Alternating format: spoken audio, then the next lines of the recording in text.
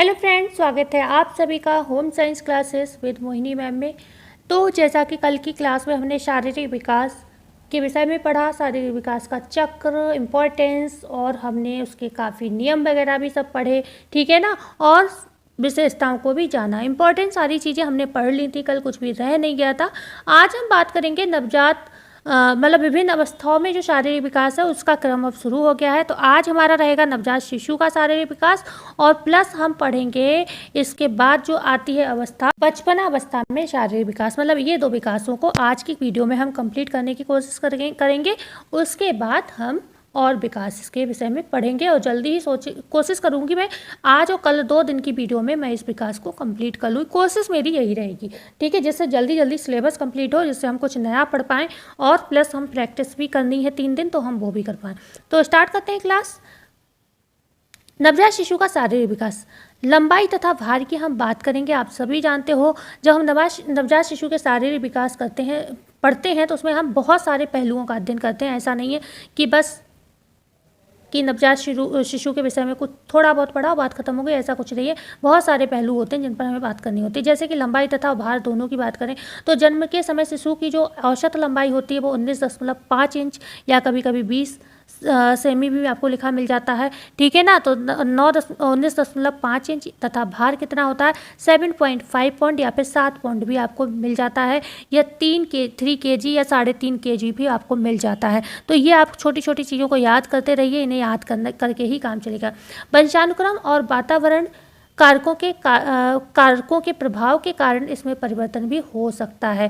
जैसे कि मान लो हमने ये बताया कि नॉर्मल लंबाई इतनी होनी चाहिए और नॉर्मल वजन इतना होना चाहिए, लेकिन अगर किसी की फैमिली में ही सब दुबले पतले हैं, किसी की फैमिली में ही क्या है हाइट, किसी की मतलब ज़्यादातर पेरेंट्स ही उसके गंठे हैं, कम हाइट के हैं, तो वो चीज़ें जो है प्रभावित इस चीज़ को ज़रूर करेंगी। या फिर सही न्यूट्रिशन नहीं मिला है माता को, ओके, पेट में शिशु था, तो ये सारी चीज़ें कहीं ना कहीं प्रभावित करेंगे ही करेंगी। ओके, तो बात करते हैं आगे।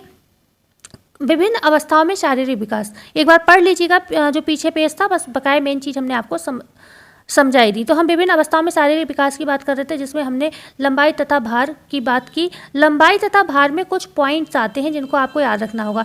यहाँ पे जो ये नंबर 2 लिखा है इसको ए कर लो, ठीक है, ए पॉइंट कर लो, मतलब ये इसी के अंतर्गत आएंगे। जो लंबाई तथा भार हमने पढ़ा उसी के ये सब पॉइंट है कि क्या क्या चीज़ें जो है लंबाई तथा भार को प्रभावित करेंगी। तो माँ का भोजन अभी हमने बताया ये प्रभावित करता है। यदि माँ का आहार संतुलित व पौष्टिक नहीं होता तो विशेष रूप से वृद्धि वर्धक तत्व प्रोटीन की कमी रहती है और शिशु की लंबाई तथा भार कम रहता है, ठीक है। बर्क ने क्या कहा, ये परिभाषा इंपॉर्टेंट है, लिख लीजिएगा। इन्होंने अपने अध्ययन में देखा कि गर्भावस्था के अंतिम दिनों में लिया गया आहार नवजात शिशु की लंबाई और भार को अधिक प्रभावित करते हैं। ओके, तो इन्होंने अपने अध्ययन में ये देखा कि गर्भावस्था के अंतिम दिनों में जो आहार माता लेती है वो नवजात शिशु की लंबाई और भार को अधिक प्रभावित करती है। मतलब उसने 6 महीने क्या खाया फर्क नहीं पड़ता, लेकिन जो लास्ट वाला ट्राइमेस्टर होता है, जो 3rd ट्राइमेस्टर होता है, उस समय उसने क्या आहार लिया, ये चीज़ लंबाई और भार को जरूर प्रभावित करती है। तो ये हो गया माँ का भोजन। दूसरी बात करेंगे, यहाँ पर है, ये मैंने पॉइंट्स गड़बड़ डाल दिए हैं, ये सभी सब पॉइंट्स किसके, लंबाई तथा भार के। यहाँ पर क्या हो जाएगा, बी पॉइंट डाल दो आप, आर्थिक स्थिति। गिब्सन महोदय ने अपनी एक रिसर्च की और उन्होंने इस रिसर्च में क्या पाया, इन्होंने पाया कि जिनकी आर्थिक स्तर जो होता है निम्न होता है, मान लो जो लोग गरीब होते हैं, तो भाई उनको सही न्यूट्रिशन नहीं मिलता। जब स्तर पैसे नहीं हैं और न्यूट्रिशन सही ले नहीं पा रहे हैं, बोलो, तो बच्चे कैसे होते हैं, आकार में छोटे तथा भार में कम होंगे, ठीक है। कैसे होंगे, आकार में छोटे तथा भार में कम होंगे, क्योंकि आर्थिक स्थिति आप जानते हो, आर्थिक संपन्नता जो होती है वो हर तरफ से प्रभावित करती है, बच्चे की न्यूट्रिशन को भी प्रभावित करती है। अब जब न्यूट्रिशन नहीं मिलेगा तो भार वगैरह कम होगा, आगे भी कमी रहेगी तो उनकी शिक्षा भी प्रभावित होगी। तो ये सारी चीज़ें ही प्रभावित करती हैं। मेनली यहाँ पर हम शारीरिक विकास पढ़ रहे हैं, तो उस पॉइंट ऑफ व्यू से आप समझिए, बकाया चीज़ें भी आप समझते रहिए, ठीक है। तो यहाँ पर हमने बी की पॉइंट की बात कर ली। अब सी पॉइंट या 3 नंबर का पॉइंट क्या होगा, यहाँ पर इसको सी समझिएगा, क्योंकि ये भी लंबाई तथा भार का ही सब पॉइंट है। शिशु की गर्भकालीन क्रियाशीलता, जो शिशु गर्भ में अधिक क्रियाशील होते हैं उनकी शक्ति का उपभोग अधिक मात्रा में होता है, जिसके कारण वह जन्म के समय दुबले और कम भार के होते हैं। ये चीज़ हमने कल की वीडियो में भी बताई थी। जो शिशु गर्भ में बहुत ज़्यादा क्रियाशील होंगे तो क्या है, उनकी शक्ति वहाँ पर ज़्यादा लग जाएगी, भाई वो हाथ पैर चला रहे हैं उसमें व्यय हो जाएगी, और जब शक्ति वहाँ पर व्यय हो रही है तो उनका जो शारीरिक विकास है वो दुबले होंगे या भार कम होगा। तो ये चीज़ मैं कल भी समझा रही थी। अब बात करते हैं, हमने कितने पॉइंट, 4 पॉइंट पढ़ लिए है ना, 4 पॉइंट पढ़ लिए, मतलब A B C सी और डी, ठीक है, डी की बात करेंगे, नहीं चौथा पॉइंट होगा, डी की बात करेंगे, हाँ सही है, ठीक है। बालक का जन्मक्रम, ये भी किसका है, लंबाई तथा भार को प्रभावित करने वाली ही चीज़ को हम यहाँ पर पढ़ेंगे। तो जो बालक का जन्मक्रम होता है, जैसे कि यहाँ पर HV मेरेडिथ ने एक रिसर्च की, उन्होंने बहुत अच्छी बात बताई। गर्भवती स्त्री का जो पहला बच्चा होता है बाद के बच्चों की अपेक्षा लंबाई में 1% छोटा और 9% हल्का होता है। ये प्रश्न बन सकता है, ठीक है ना। तो मतलब ये HV मेरेडिथ की परिभाषा भी है, कह सकते हो आप। मतलब यहाँ पर कहने का ये तात्पर्य, जो जन्म क्रम भी होता है नवजात शिशु के शारीरिक विकास को या लंबाई तथा भार को प्रभावित करता है। कैसे, क्योंकि जब पहला बच्चा होता है तो पहली बार चीज़ें होती हैं, कह सकते हैं शरीर के अंग जो होते हैं वो इतने विकसित नहीं होते, तो बच्चा थोड़ा दबा हुआ रहता है। और जब पहला बच्चा हो जाता है, वो निकल जाता है, फिर उन्हीं अंगों में, क्योंकि अब वो अंग खिंच चुके होते हैं। आप देखते हो ज़्यादातर जिन लोगों के बच्चे होते हैं, एक्सरसाइज वगैरह अगर वो अच्छे से नहीं करते हैं, जिम वगैरह नहीं करते हैं, तो उनके पेट वगैरह निकल आते हैं, स्किन बहुत फैली हुई होती है पेट की, क्योंकि खिंच जाती है। तो जब दूसरा बच्चा होता है तो उसको पेट इसकी स्किन खूब खिंची हुई मिल जाती है, तो उसे आराम से विकसित होने का उसमें जगह मिल जाती है। ऐसे भी आप समझ सकते हो, ठीक है ना। तो 1% जो होता है, जो पहला बच्चा होता है वो छोटा होता है, 9% हल्का होता है, और जो दूसरा बच्चा होता है वो कैसा होता है, 1% भाई समझ लो भारी होगा, और 9% मतलब 1% लंबा होगा और 9% भारी होगा, भाई उसका उल्टा ही तो हो जाएगा, ठीक है। तो बढ़ते हैं आगे, शारीरिक अनुपात। अब हमने लंबाई तथा भार की बात की, अब हम पढ़ेंगे क्या, शारीरिक अनुपात। ये सही है, 2 पॉइंट आएगा, दूसरा इसे नोट कर लीजिएगा। इससे पहले ये क्या थे, सब पॉइंट थे जो हमने पढ़ा था यहाँ पर आपका। ये देखिए, ये लंबाई तथा भार पढ़ रहे थे, इसी के जो लंबाई तथा भार को क्या क्या चीज़ें प्रभावित करती हैं, हम ये माँ का भोजन, ये उसी का सब पॉइंट था, ठीक है। हमने नंबर गलत डाल दिया। आर्थिक स्थिति भी उसी का सब पॉइंट है, ठीक है। शिशु की गर्भकालीन क्रियाशीलता, ये भी उसी का सब पॉइंट है, माँ के लंबाई तथा भार के, और बालक का जन्म क्रम, ये भी उसी का सब पॉइंट है। अब हम शारीरिक अनुपात पढ़ेंगे, ये नवजात शिशु की जो शारीरिक विकास है उसका दूसरा पॉइंट है, ये नंबर 2 बिल्कुल सही है। अब हम शारीरिक अनुपात की बात कर लेते हैं, ठीक है। शारीरिक अनुपात में भी नवजात शिशु वयस्कों से भिन्न होते हैं। वयस्कों में सिर और शरीर का अनुपात 1:7 होता है। मतलब जो वयस्क होते हैं उनका संपूर्ण शरीर कैसा का जो अनुपात क्या होता है, 1:7 होता है, जबकि शिशुओं में हमने क्या बताया था, 1:4, कल की वीडियो में हमने बताया था, ठीक है।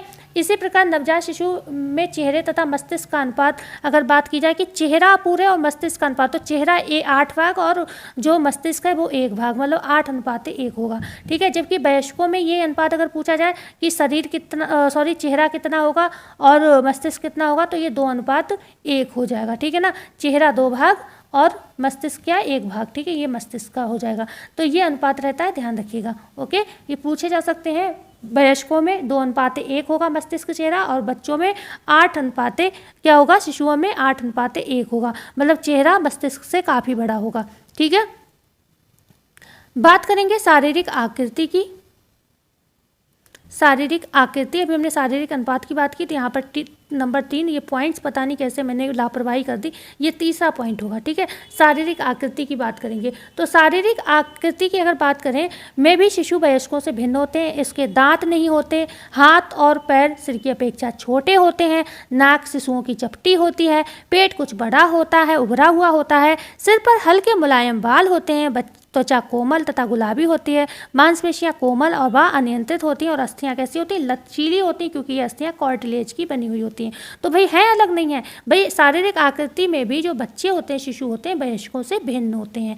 आगे हम बात करेंगे, यहाँ पर भी मैंने थोड़ा ऐसे डाला है, इसको पढ़ लीजिए, ज़्यादा कुछ नहीं है इसमें, ठीक है। शारीरिक आकृति की हमने आपको बता ही दिया था अभी, तो यहाँ पर सारी बात हो गई शारीरिक आकृति की, इसको तो हम हटा देते हैं। शारीरिक आकृति में हमने जो अभी बात की, उसमें अब हम इसके सब पॉइंट पढ़ेंगे। तीसरा, अभी हमने जो पढ़ा था क्या, लंबाई तथा भार पढ़ा था, उसके सब पॉइंट पढ़े थे, ऐसे ही शारीरिक आकृति के भी सब पॉइंट है। जैसे आँखें, आँखों में क्या होता है, बच्चे जब पैदा होते हैं तो आँखों में भूरापन होता है, लेकिन कुछ दिनों बाद क्या होता है, ये स्थायी रंग प्राप्त कर लेते हैं। अधिकांश बच्चों की आँखें काली होती हैं, ध्यान रखिएगा।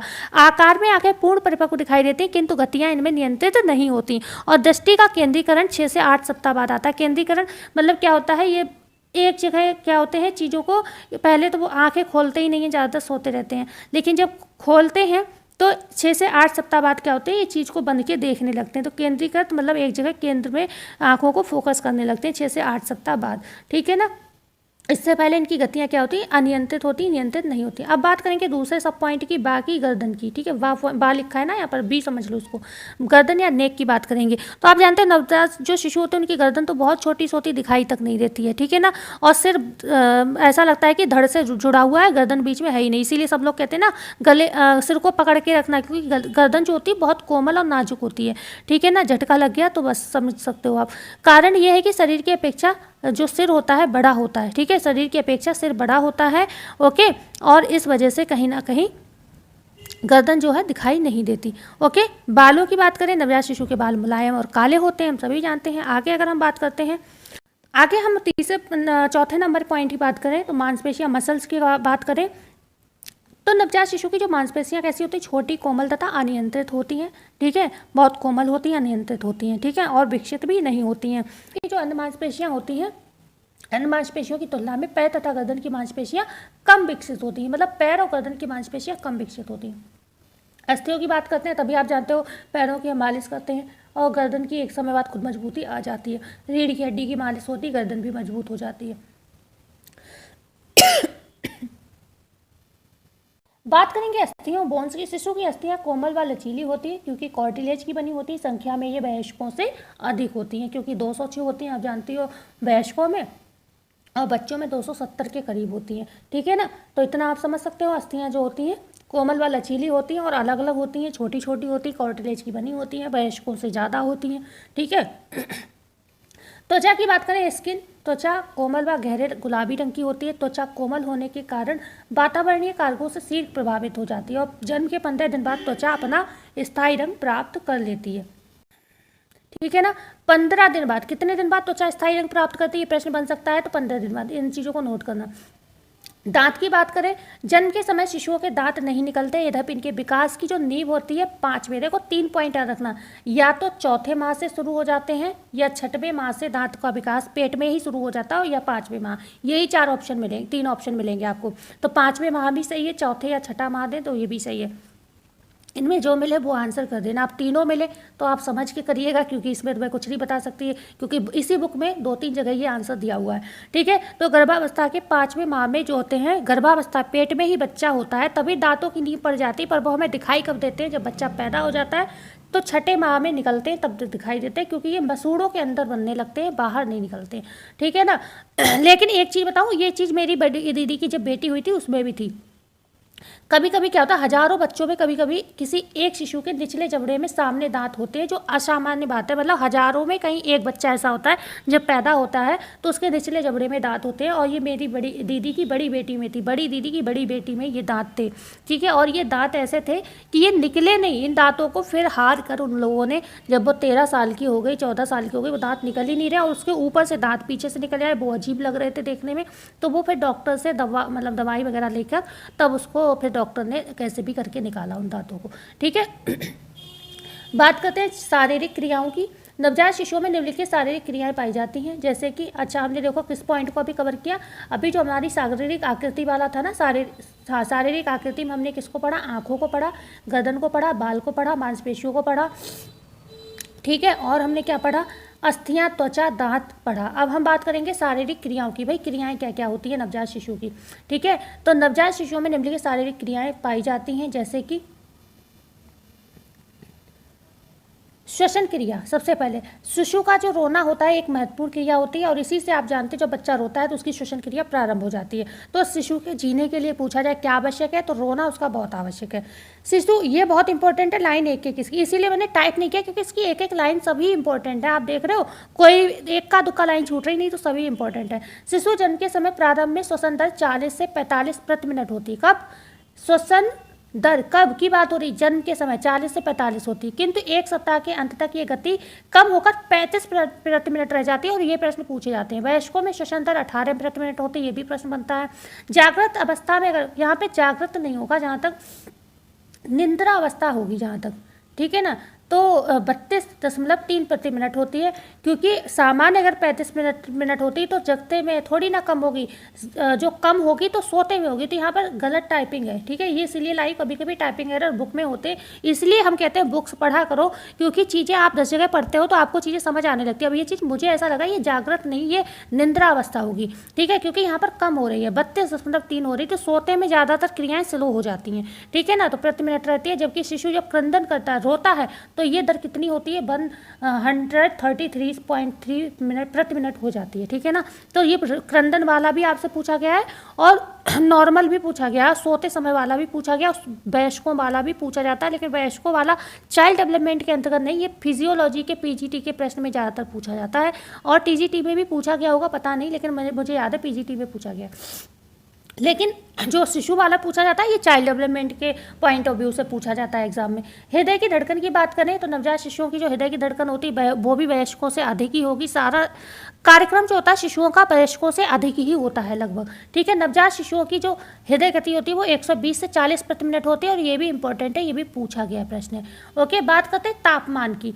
नवजात शिशुओं के जो शरीर का तापमान होता है वयस्कों से ये भी भिन्न होता है। जैसे कि एक स्वस्थ नवजात शिशु का जो तापक्रम होता है, तापमान 95.2 से 99 फ़ारेनहाइट तक होता है, ठीक है, 95 से 9 तक, मतलब 99 तक इनका नॉर्मल माना जाता है। ओके, हम लोगों को 99 क्या होता है, बुखार की कंडीशन मानी जाती है।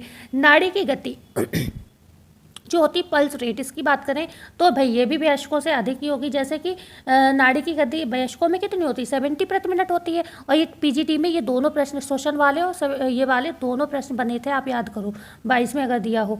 जबकि शिशुओं की नाड़ी की गति 120 से 150 प्रति मिनट होती है। जो शिशु होते हैं उनकी नाड़ी की गति भाई यहाँ 70 ही है वयस्कों में, और शिशुओं में कितनी है, 120 से 150, मतलब बहुत ज़्यादा है। ओके, सोते और रोते समय गति में परिवर्तन होता है, भाई सोते समय कम हो जाएगी और रोते समय बढ़ जाएगी। शिशु की नाड़ी की गति रोते समय 218.5 प्रति मिनट होती है, और सोते समय 123.5 प्रति मिनट होती है, ठीक है ना। सोते समय 123 और रोते समय 218 प्रति मिनट होती है, मतलब 0.5 और जोड़ लीजिएगा। चूसने संबंधी क्रियाओं की अगर हम बात करें, ठीक है, चूसने संबंधी जो क्रियाएं होती हैं तो ये आप जानते हो शॉकिंग मूवमेंट्स जो होते हैं, जन्म के बाद चूसने जो संबंधी क्रिया होती है ये क्या होता है, इसका विकास स्वतः ही हो जाता है, ठीक है। कुछ भी सीख के नहीं आता है, पर ये काम बच्चा सीख के आता है। यदि उसके होंठों के पास कोई भी चीज़ आप स्पर्श कराओगे तो वो क्या है, ये सहज, और ये ध्यान रखना है, चूसना, निगलना, रोना, ये सब इसकी क्या है, सहज क्रियाएँ हैं, ध्यान रखिएगा। ओके, स्पॉक ने अपने अध्ययन में ये देखा है कि जो शिशु स्तनपान करते हैं उनमें ये चूसने की जो क्रिया होती है, सामान्य जो बच्चे जिन्हें स्तनपान करने का मौका नहीं मिल पाता, या तो माता को कोई समस्या होती है या माता किसी कारणवश जीवित नहीं रहती है, तो क्या होता है उनमें ये तो जो है क्रिया नहीं, कम पाई जाती है। पाई तो जाती है भाई, चूस के ही काम चलाते होंगे, लेकिन इतनी बहुत ज़्यादा नहीं पाई जाती है। ओके, तो बात कर रहे हैं अभी हम शारीरिक क्रियाओं की। ओके, शारीरिक क्रियाओं की बात कर रहे हैं तो हृदय की धड़कन पढ़ ली हमने, तापमान पढ़ लिया, नाड़ी की गति पढ़ ली, चूसने संबंधी क्रिया पढ़ ली। अब हम भूख की बात करते हैं। भूख का क्या हाल होता है नवजात शिशुओं में, उसकी बात करते हैं। जो नवजात शिशु होते हैं उनको क्या होता है, जन्म के तुरंत बाद शिशु को भूख का अनुभव नहीं होता, तुरंत बाद भूख का अनुभव नहीं होता, ध्यान रखिएगा। किंतु 2-3 दिन बाद भूख का अनुभव तीव्रता से होने लगता है। प्रारंभ में भूख की क्रिया तीव्र और अनियमित होती है, किंतु थोड़े से दूध से शांत हो जाती है, लेकिन 2-3 सप्ताह बाद शिशु को समय से भूख लगने लगती है। याद करो, मतलब नोट करो उस पॉइंट को, 2 से 3 सप्ताह बाद शिशु को क्या भूख लगने लगती है। और मतलब एक ये प्रैट महोदय हैं, इन्होंने एक अध्ययन किया, प्रैट ने। इस अध्ययन में इन्होंने क्या बताया, नवजात शिशुओं का जो पेट होता है 4 से 5 घंटे में खाली हो जाता है, और छोटी आंत 7 से 8 घंटे में खाली होती है, और बड़ी आंत 2 से 4 घंटे में खाली हो जाती है। मलमूत्र त्याग शिशु दूध पीने के आधा घंटे बाद करता है। अगर ये पूछा जाए जो मलमूत्र का त्याग शिशु कितने घंटे बाद करता है दूध पीने के, तो आधे घंटे बाद करता है। हालांकि ऐसा प्रश्न मेरे हिसाब से नहीं बनेगा। 24 घंटे में, हाँ ये बन सकता है, 24 घंटे में शिशु लगभग कितनी बार मल त्याग करता है, तो 5 बार, ठीक है। ऐसे प्रश्न बन जाते हैं। निद्रा की बात करें, स्लीपिंग की बात करें, तो नवजात शिशु जन्म के बाद आप जानते हो सबसे ज़्यादा समय सोता ही है, लगभग कम से कम 20-22 घंटे या 15 से 20 घंटे यहाँ पर दिया है। तो ये लगभग इतना नॉर्मल है, ये प्रश्न पूछा भी गया है। मूत्र त्याग की आप जानते हो बच्चे का नियंत्रण नहीं होता, मूत्र त्याग पर या मलमूत्र पे किसी पर भी नियंत्रण नहीं होता। कभी कभी 2 दिन तक नहीं करते हैं बच्चे मूत्र त्याग, और कभी कभी क्या होता है जन्म होते ही कर देते हैं, ये भी चीज़ होती है। कभी कभी क्या होता है, घबराना नहीं चाहिए, बच्चे 2 दिन तक मूत्र नहीं करते हैं, लेकिन कभी कभी पैदा होते ही कर देते हैं। जिनके प्रथम सप्ताह में मूत्र की मात्रा कम होती है, और ये प्रश्न शायद पूछा जा सकता है, 24 घंटे में लगभग 2 औंस होती है, लेकिन विशेष ज़्यादा मुझे उम्मीद नहीं है कि इतने भी बहुत सारे प्रश्न हैं जो नहीं बने हैं तो इसको पूछा जाए, लेकिन 24 घंटे में पूछा जाए कितना करते हैं तो लगभग 2 औंस करते हैं, ठीक है ना। और गर्मी में ज़्यादा कम करते हैं टॉयलेट, और ठंडों में ज़्यादा करते हैं, ये तो हम सभी जानते हैं भाई। ओके, अब बात करते हैं हम मल त्याग की क्रिया की। हाँ, नवजात शिशु में एक चीज़ ये लाइन है कि मूत्र त्याग की क्रिया का स्वतः नियंत्रण नहीं होता, क्योंकि अभी बहुत छोटे इसलिए नियंत्रण नहीं कर पाएंगे। बात करेंगे मल त्याग की क्रिया की, ठीक है, वोल एक्शन की बात करेंगे। जन्म के कुछ घंटे के बाद मल त्याग की क्रिया प्रारंभ हो जाती है। शिशु जन्म के 3 से 4 दिन, ठीक है, 3 से 4 दिन तक दिन में 4 से 5 बार चिपचिपा और गहरे रंग का पदार्थ मल के रूप में निष्कासित करता है। बाद में मल का त्याग दूध पीने के आधा घंटे बाद और दिन में लगभग 5 से 6 बार मल त्याग करता है। मल त्याग की क्रिया पर शिशु का स्वतः नियंत्रण नहीं होता। अच्छा, क्लास लगभग हमारी समझ से अगर हमने इसको भी पढ़ा तो बहुत लंबी हो जाएगी, फिर इतनी लंबी क्लास आप लोग देख पाओगे नहीं देख पाओगे, ठीक है ना। तो हम इसको आज यहीं पर एंड करते हैं, कल कंटिन्यू करेंगे। मिलते हैं नई वीडियो में, धन्यवाद।